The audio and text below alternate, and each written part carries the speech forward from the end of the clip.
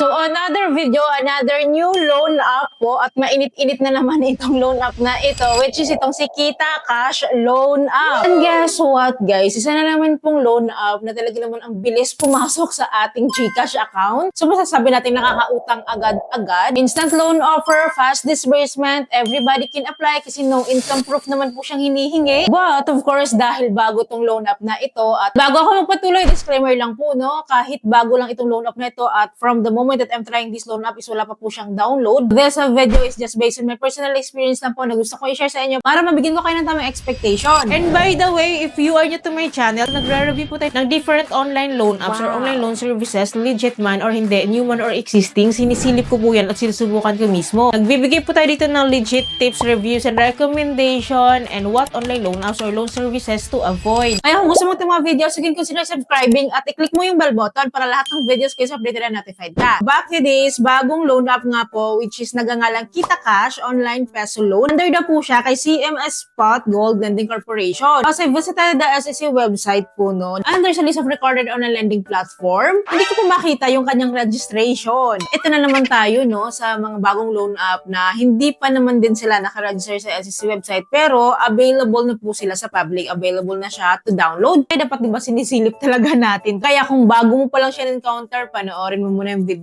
Nakita ko yung ads niya sa IG at sabi ko nga, loan app na naman, bagong loan app na naman. Kaya nung kinlik ko siya, nagdalag ako sa Google Play Store at dito lang po natin siya as of now mada-download. In-install ko po and dinownload ko po yung app para makapag-start po ko sa application. And then, ang bubungad po sa atin dito, yung kanyang privacy agreements, permission and data access na kailangan ko daw i-agree. Kasi pag hindi ko po i-agree ito, is pwede naman. Kailangan hindi ako makapag-proceed sa application. Kaya in-agree ko po siya. So, nakalagay po dito, ang offer daw po nila is from 3,000 pesos up to 80,000 pesos. So, kinlik ko agad yung apply. And dito po, no, nakalagay nga po na we need to input our mobile phone number na ipapang-register po natin sa loan app na ito. And then after po niyan, magpapadala po sila sa atin ng verification code. And then kapag naka-receive po kayo niyan, is i-enter po natin. Then after po nito is proceed tayo sa basic information na kailangan po natin fill upon including our personal information. And dito guys, no, may tinatanong po sila dito about sa ating current loan or existing loans or kung may overdue ba daw tayo ng loans outside Kita Cash. So, ang pinagsasagot ko lang dyan po ay 00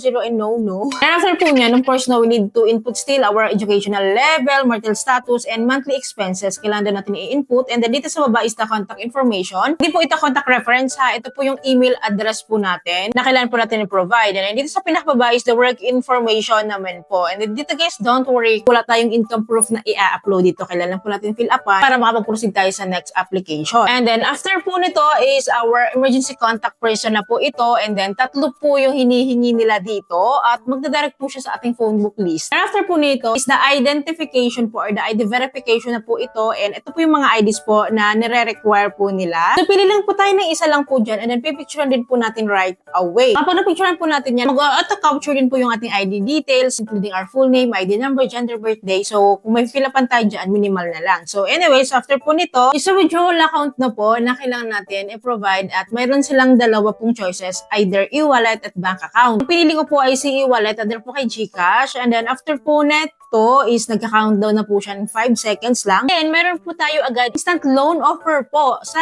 akin po, meron po akong maximum loan amount po dito up to 4,000 pesos. So I can loan from 1,000 up to 4,000 pesos. Meron akong dalawang terms dito, 2 terms saka 3 terms. And the bad thing lang po dito, as you can see po, every 7 days po yung acting repayment dito per term. Parang lumalabas dito if 2 terms yung pipiliin ko, automatically naman mawi-waive yung last period na piso lang naman, kaya nga siya 2 terms na lang eh. So parang 14 days to pay siya. Wala na nga, kung 4,000 yung loan amount ko and then kung iloloan ko nga siya ng full, so ito yung breakdown of fees, charges ba yan, and interest. Lumalabas po, per installment period ko po is 2,399 po yung babayaran ko. So times 2 natin yan. So aabot po siya ng 4,798 pesos. So kung kukunin ko yung interest rate, aabot po siya ng 19.95% for 14 days to pay. So okay na ba kayo sa ganung interest rate? Kasi ako guys, of course, mataas to for 14 days to pay, pero hindi pa kasi siya natatapos dito. Kasi hindi naman natin sure kung buo natin siya matatanggap kasi hindi naman po nakadeclare dito. So tinignan ko yung kanyang loan agreement, may nakadeclare na net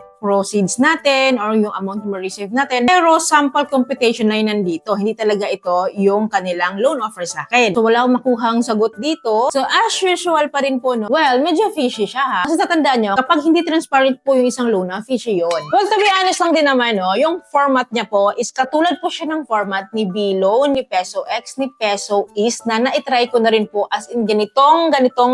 Walang pinagkaiba yung kanyang format, yung offer niya, at lahat yun na loan ko, at lahat po yun pumasok sa GCash account ko. So, ito na naman siya, dahil ganito na naman siya. So, ako kasi, kapag sinusubukan ko yung isang loan up, so, binababa ko talaga yan sa pinakamababang loan offer, like 1,000 pesos lang. And ito na lang yung babayaran ko. Ito na lang, no? Pero parehas lang po yan. Medyo maliit lang talaga yung kinuha kong loan amount, pero the interest rate is parehas lang po siya. So, kapag ganito po, so, mas may gina rin naman na pinakamaliit na loan offer po yung igagrab ko kaysa naman sa malaki na maaaprubahan. Alam ko naman na maaaprubahan ako. Lugi na ako doon, diba? So, dito lang tayo sa mababang loan amount since susubukan lang naman natin. So, alam nyo ba, kapag click natin tong click to get cash, reviewing na agad-agad yan. And agad-agad po, papasok na po siya sa ating GCash account. And guess what? Alam nyo ba, hindi natin pala siya buong matatanggap. As you can see, 750 na lang po yung ma-receive natin sa ating loan amount. Lugi, diba? Clearly naman, sa 1,000 na kukunin natin, 750 na lang yung ma-receive natin. Ibig sabihin, 250 yung kanilang binabawas doon na service fee ba yun or processing fee. So, 25% of our loan amount na agad yun. 25%, i-plus natin yung kinumpit natin kanina na nakuha natin kapag magre-repay na tayo. Naabot siya ng